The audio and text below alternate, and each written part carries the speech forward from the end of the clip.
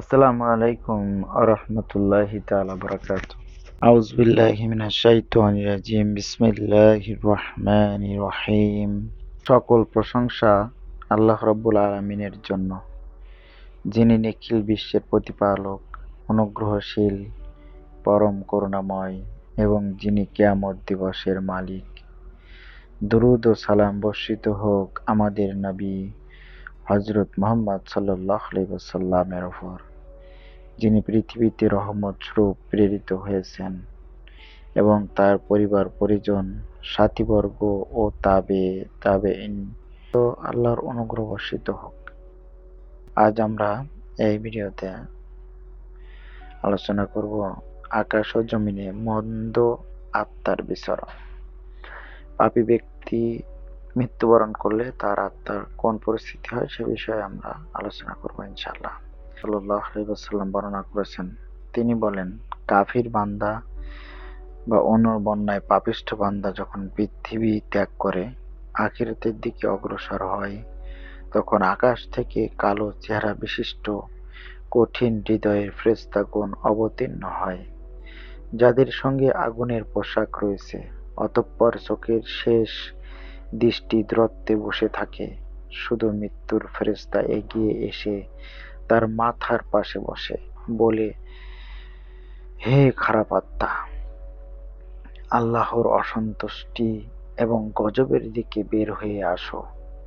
তিনি বলেন, তখন সমস্ত শরীরে তা ছড়িয়ে পড়লে এমনভাবে টেনে বের করবে যেমনভাবে ভেজা তুলা থেকে বহু কাঁটা বিশিষ্ট লাঠি টেনে বের করা হয়। এতে তার সকল শিরা উপশিরা ছিঁড়ে বের হয়ে আসবে। তারপর আকাশ ও জমিন সহ আকাশের সকল ফেরেশতাগণ তাকে অভিসম্পাত করে সেই সাথে আকাশের সকল দরজা বন্ধ করে দেওয়া হয়, এবং প্রত্যেক দরজার অধিবাসীগণ আল্লাহর নিকট দোয়া করতে থাকে যে তাদের নিকট দিয়ে যেন তা না নেওয়া হয়।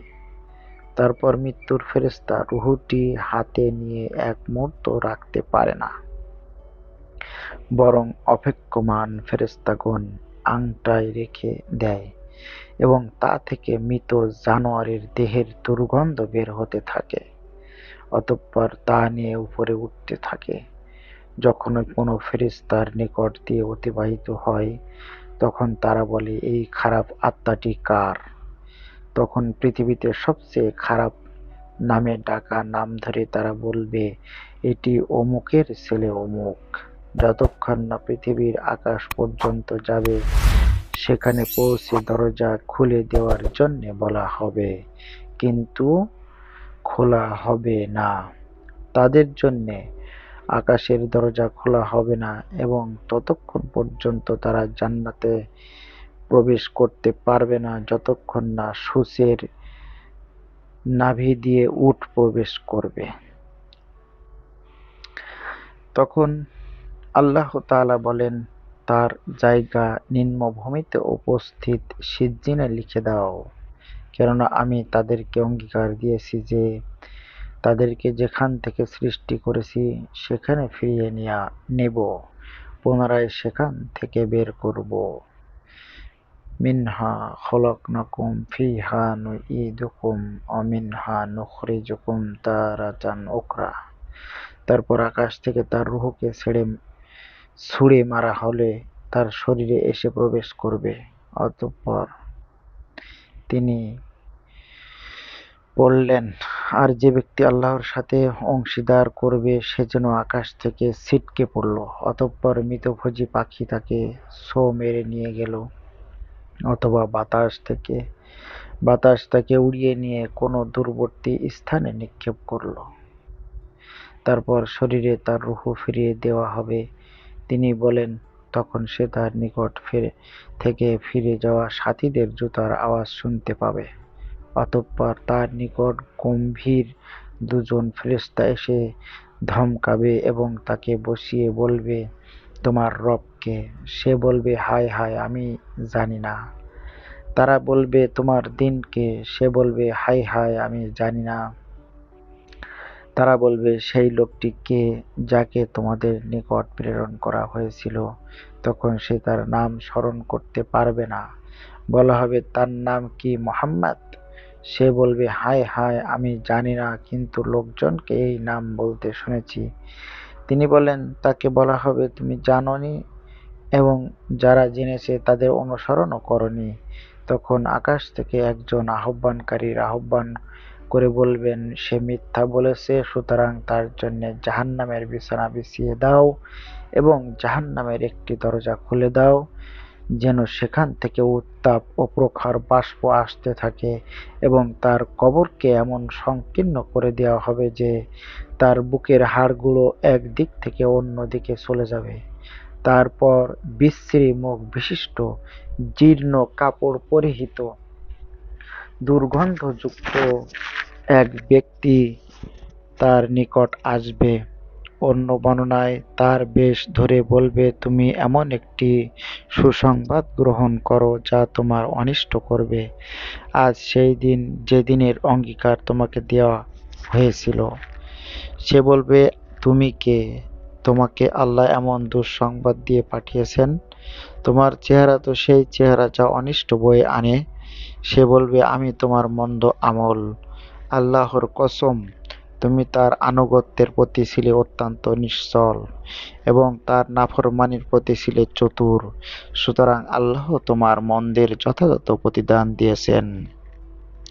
অতঃপর তার জন্য একজন অন্ধ, বধির এবং কুৎসিত ফেরেশতা নিযুক্ত করা হবে, যার হাতে থাকবে একটি হাতুড়ি। যদি এর দ্বারা কোনো পাহাড়ে আঘাত করা হয়, তবে পাহাড় ধূলিসাৎ হয়ে যাবে। তা দ্বারা তাকে আঘাত করে ধূলিসাৎ করে দেবে। আবার আল্লাহ তাকে পূর্বের অবস্থায় ফিরিয়ে দিবেন। আবার তাকে মারলে এমন জোরে চিৎকার করবে যে জিন ও মানুষ ব্যতীত অন্যান্য সকল সৃষ্টি জীব তা শুনতে পাবে। সুতরাং তার জন্য জাহান্নামের একটি দরজা খুলে দিয়ে জাহান্নামের বিছানা বিছিয়ে দেওয়া হবে। তখন সে বলবে, হে আল্লাহ, তুমি কিয়ামত সংঘটিত করো।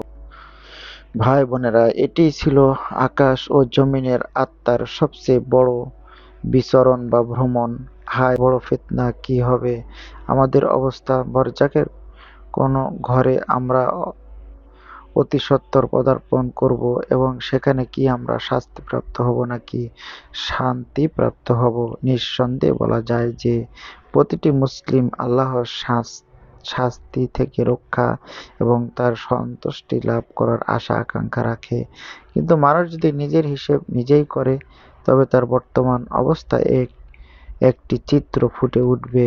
আল্লাহ তাআলা বলেন, বরং মানুষ নিজেই তার সম্পর্কে চক্ষুষ্মান, যদিও সে তার অজুহাত পেশ করতে চাইবে। হালাল হারাম পরিষ্কারভাবে বর্ণনা করা হয়েছে। আল্লাহ তাআলা ততক্ষণ পর্যন্ত কাউকে শাস্তি দেন না যতক্ষণ না তার ওপর অকাট্য প্রমাণ পেশ করে তাকে ঠিকমতো বুঝিয়ে দেওয়া হয়। তারপরও আল্লাহর হুকুম পরিষ্কার। তিনি বলেন, মুমিন ও ফাসিক কখনো সমকক্ষ হতে পারে না। এখন আপনি নিজের দিকে ফিরে দেখুন এবং আমলসমূহ মেপে দেখুন। যদি অনুগ্রহ ও আনুগত্যের প্রতি অগ্রসর এবং ধ্বংসের দিকে শিথিলতা পান, তবে আল্লাহর সন্তুষ্টি ও নাজাতের আশা করে ভালো ভালো কাজ করে যান। পক্ষান্তরে যদি বিভিন্ন প্রকার খারাপ কাজে নিজেকে লিপ্ত পান এবং ভালো কাজে কমতি ও ওয়াজিব পালনে ব্যর্থ পান, তাহলে আপনি বিপদের সম্মুখীন। সুতরাং তওবা করে অতি শীঘ্রই আল্লাহর দিকে ফিরে যান। যদি তা পালনে সক্ষম হন, তবে আল্লাহ অঙ্গীকারের সুসংবাদ গ্রহণ করুন। তিনি বলেন, আল্লাহ তাদের পাপকে পুণ্যের দ্বারা পরিবর্তন করে দিবেন এবং আল্লাহ ক্ষমাশীল, পরম করুণাময়। সূরা আল ফুরকান আয়াত ৬৯। আল্লাহ তাআলার নিকট প্রার্থনা এই, তিনি যেন আমাদেরকে ভালো কাজ করার এবং মন্দ কাজ পরিত্যাগ করার তৌফিক দান করেন এবং দুনিয়া ও আখিরাতে যেন আমাদের সম্মান দান করেন। আমাদের সকলকে হেদায়েত নসিব করুক, এই আশাবাদ ব্যক্ত করে সকলের শুভকামনায় আজকের মতো বিদায়। পরবর্তী ভিডিও দেখার আমন্ত্রণ রইল। আল্লাহ হাফেজ। আসসালামু আলাইকুম ওয়া রাহমাতুল্লাহ।